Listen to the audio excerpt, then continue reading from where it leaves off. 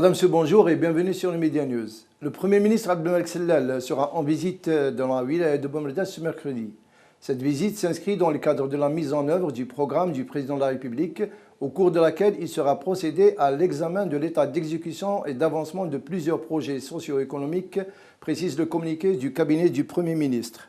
M. Sellal, qui sera accompagné par une importante délégation ministérielle, présidera une réunion élargie aux élus et aux représentants de la société civile dans le cadre d'un dialogue interactif pour évaluer l'évolution du développement de cette wilaya et corriger les insuffisances. La wilaya de Bou Merdès a connu un énorme essor dans la construction de résidences de différentes formules où plus de 16 000 unités de logements sociaux ont été réalisées.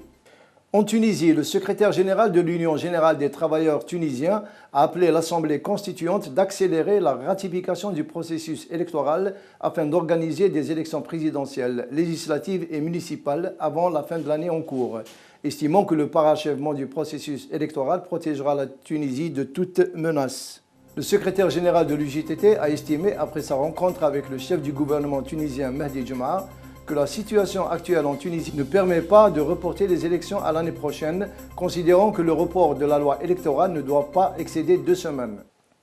En Ukraine, les noms les plus fréquemment cités pour le poste de Premier ministre sont ceux du banquier et dirigeant de la contestation Arseny Yatsenyuk, de l'oligarque d'opposition Petro Porochenko et de l'ancienne chef du gouvernement Yulia Tymoshenko. L'ex-champion du monde poids lourd de boxe Vitali Klitschko a quant à lui annoncé sa candidature à l'élection présidentielle anticipée du 25 mai. Le gouverneur pro-russe de la région de Kharkiv, Mikhailo Dobkin, s'est également déclaré candidat. La campagne électorale a débuté mardi et les candidats ont jusqu'au 30 mars pour s'inscrire. Par ailleurs, le Parlement ukrainien, la Rada, a voté à une large majorité mardi 25 février le renvoi de Viktor Yanukovych devant la Cour pénale internationale pour crimes graves en raison de la mort de plus de 100 manifestants au cours d'affrontements avec la police à Kiev. En Thaïlande, plusieurs campements de manifestants ont essuyé de nouveaux tirs mercredi matin à Bangkok, la capitale thaïlandaise, faisant un peu plus grimper la tension dans la capitale pendant que la première ministre était en visite dans son fief du Nord. Les violences de rue sont devenues quasi quotidiennes à Bangkok, où 22 personnes ont été tuées en près de 4 mois de crise politique. Les tirs de mercredi matin en plein centre-ville n'ont pas fait de blessés, mais ne font qu'augmenter les suspicions entre partisans et opposants.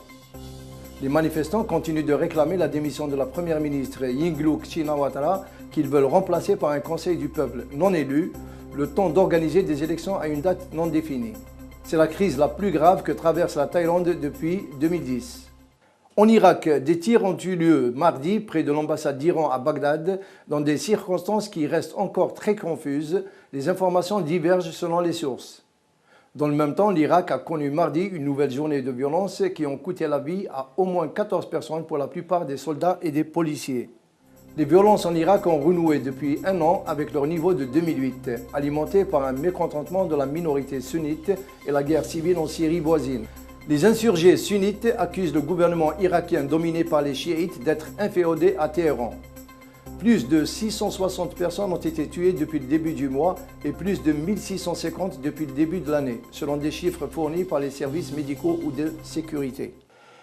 Voilà, c'est la fin de notre flash. Merci de nous avoir suivis. Excellente journée à vous. Au revoir.